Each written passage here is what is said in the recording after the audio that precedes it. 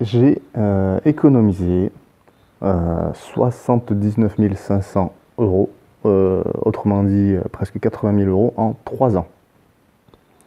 Euh, Entre l'année 2014 et 2017. Enfin, pour l'instant, puisque 2017 n'est pas encore fini. Donc j'ai économisé près de 80 000 euros sur cette période. Alors économiser 80 000 euros, est-ce que ça veut dire que j'ai pris sur mon salaire et que j'ai mis de côté? Non. Est-ce que c'est en économisant sur mes achats? Non. C'est tout simplement dans les investissements que j'ai réalisés. Donc à savoir que des biens locatifs. Et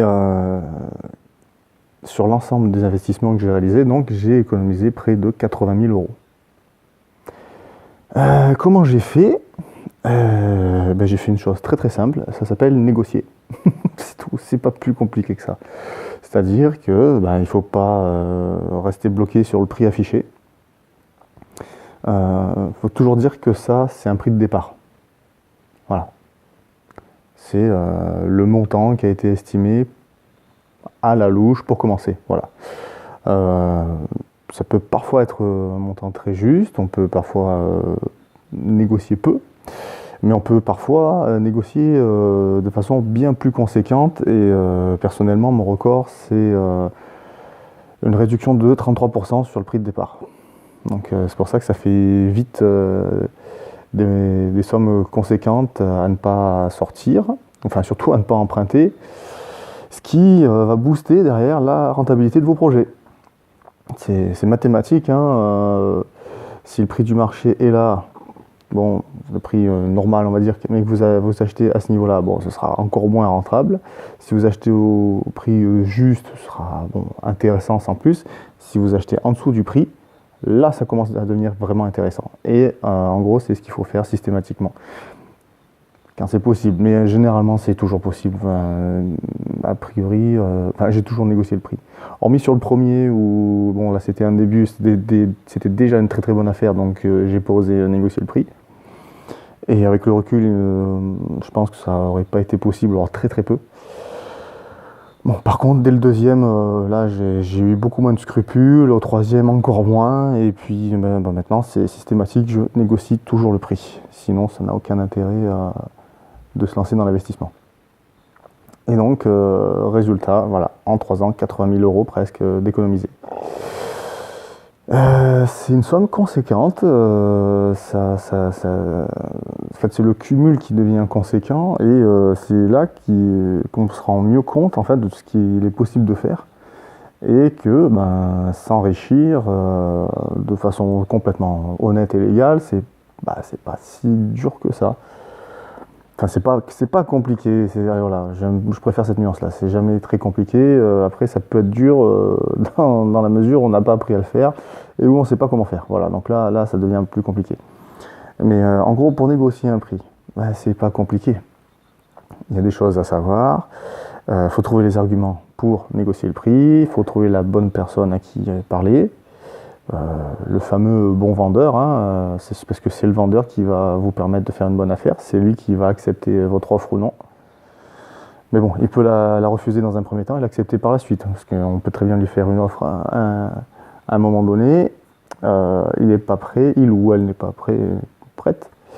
Et 6 mois après, c'est plus la même chose. Si la personne est dans le besoin, 6 mois c'est long, et au bout de 6 mois, en général, même avant, la personne est beaucoup plus apte à accepter vos propositions de baisse de prix.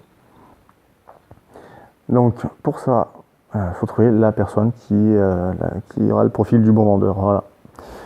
Et au niveau des arguments, ça va pas être compliqué, hein. Est-ce qu'il y a des doubles vitrages ou pas? Est-ce que les peintures sont en bon état? Est-ce que l'électricité est aux normes? Est-ce que la plomberie est récente? Est-ce qu'il y a une cuisine équipée? Est-ce que le sol est propre? Il y a tout un tas de choses comme ça. Il peut y avoir un truc bête, enfin tout simple. Des fois, il peut arriver que si le logement était fermé pendant le temps, il y a des taches de moisissure au mur.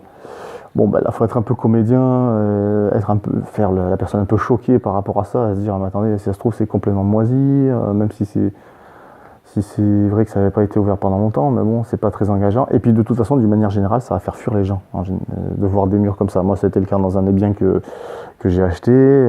Ça n'a pas été ouvert pendant plus d'1 an. Ne serait-ce qu'entre le temps où j'ai acheté et le moment où j'ai eu les clés, le mur était marron, gris, noir, enfin voilà.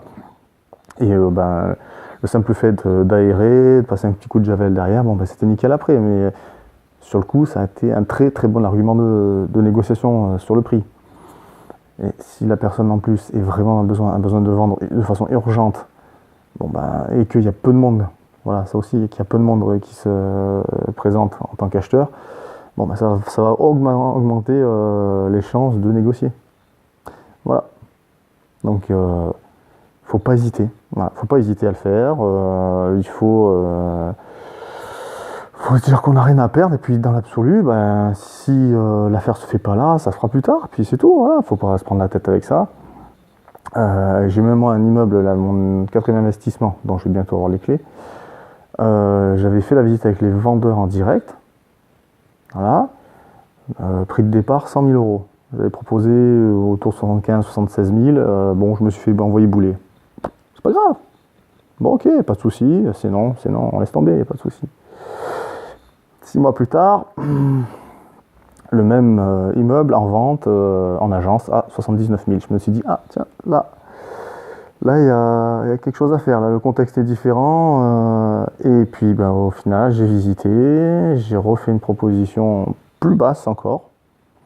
Et résultat, je l'ai eu à 71 000 euros. Donc voilà, je passe de 100 000 à 71 000. Mais bon, en 2 fois au final. Mais c'est pour ça que je dis, il ne faut pas hésiter. Tant pis, voilà, ça passe pas, ça passe pas. Enfin, ce sera pour une autre fois. Ou pas, mais si ça se fait pas, ce sera ailleurs. Donc il ne faut pas se laisser décourager et surtout, il faut oser. Allez, je vous dis à bientôt.